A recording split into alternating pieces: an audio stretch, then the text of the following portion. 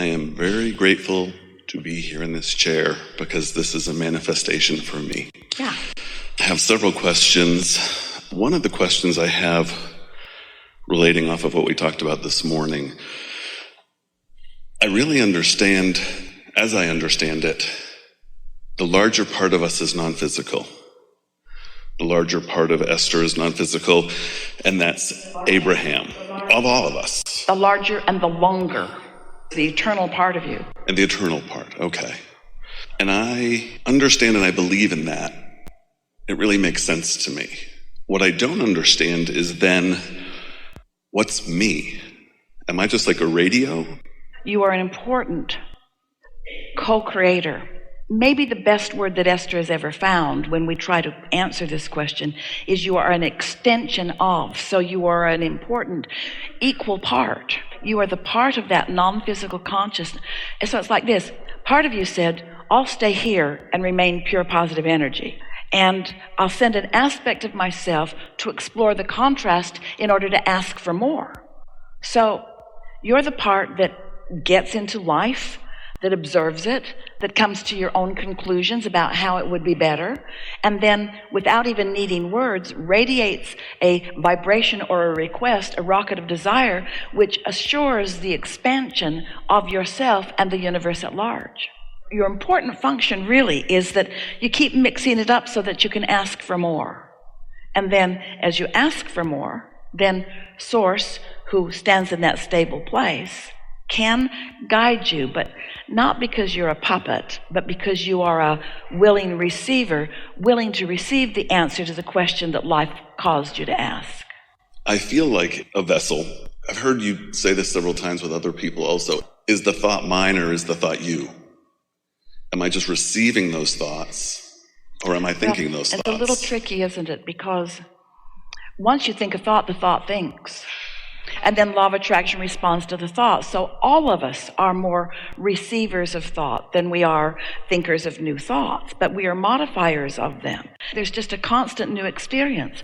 Even something as simple as moving the chair. No big deal. Chose what looked like a perfectly wonderful chair. It seemed to meet all of the qualifications until it didn't. And so then, what's the next best decision from where I am? And what's the next best decision from where I am? And what's the next best decision from where I am? And so, if you accept that you are an eternal being, and in order to be eternal, you must be expanding. And in order to be expanding, there must be contrast from which to cause you to ask for more. Then you can see how the two aspects of you just work so perfectly together. That's why we began today by saying you really have 2 points of attraction. There's this non-physical point of attraction that's calling everything that you really want to that aspect of you, and then there's you calling everything to you that you've got active in your experience, and your emotions are the blend that let you know how you're doing. Well, and is it the non-physical that's giving me the urges to follow? In this sense, yes. You, in living life, are asking for improvement, so you throw it over there. And then your inner being accepts the improvement, knows it, focuses on it, and bees it, and law of attraction responds to your inner being, who is now the vibrational liver of what you've asked for. When you realize that when you don't feel good, you're splitting yourself, and when you do feel good, you are coming home to yourself, you are allowing yourself. You said, I'll go and I'm willing to split off a little bit in order to know what could be better. And your inner being says, and I'll stay here because I'm not willing to split myself. And when you send something over, I'll focus upon it. We're making this very rudimentary, but it's pretty much this way. I'll focus upon it. I'll hold it in our collective vibration of absolute well-being. And if you now, creator out there on the leading edge, if you, who caused this expansion, don't come with it, you're not going to feel quite as good as if you do come with it.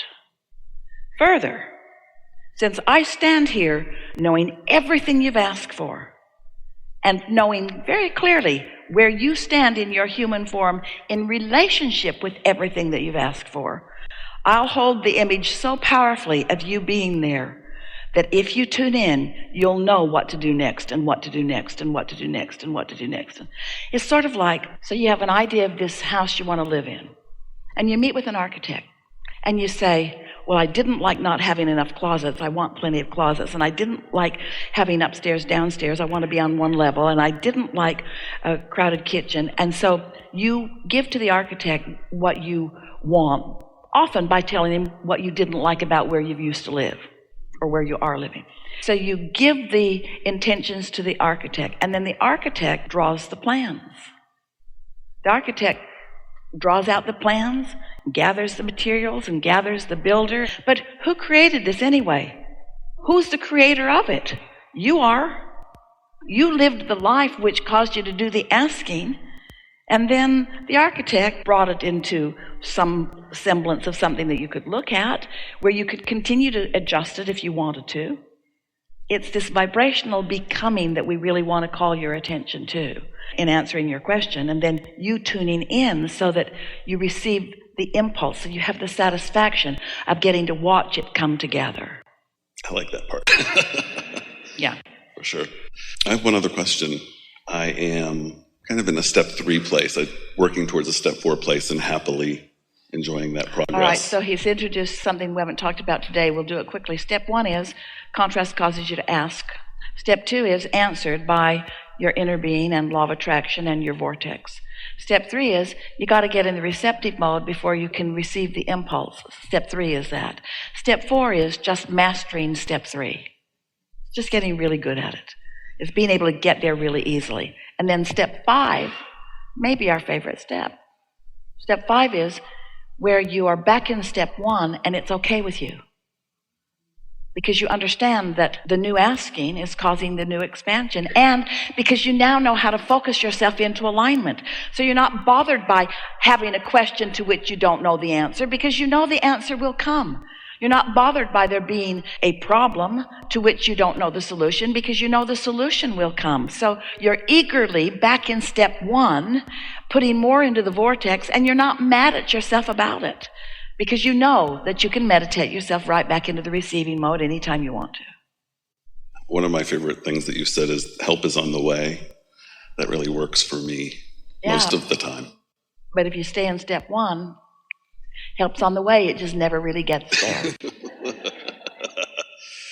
Well, what my question was I had a hip replacement, which I'm really excited about because one of the things in my vortex is greater health and getting more active. So I was feeling more step 4-ish before the hip surgery. And the pain that I had after the surgery, it was hard to not be in a bad place. That's what we mean when we say, then life comes at you. So then life is coming at you, and you're having your knee-jerk response to it. And that's normal. You can't do otherwise. You got to just say, it's okay that I'm feeling what I'm feeling, but that's why we're saying that you can't get there from there. That's what our sales job about meditation is about. Because especially when life is coming at you in a strong way to which you are having a lot of knee-jerk responses, you've got to give yourself the relief of alignment. And in time, all of those resources will kick back into place and you can get yourself back to where you want to be. The thing that trips so many of you up is that as life is coming at you, especially after you've played with this for a little while, and something happens to someone you care about, and therefore to you, and it's a condition that you couldn't control, and yet you're having a response to the condition, and now you're beating up on yourself for having a response to the condition. That's why step 5 matters so much, because of course you're having a response.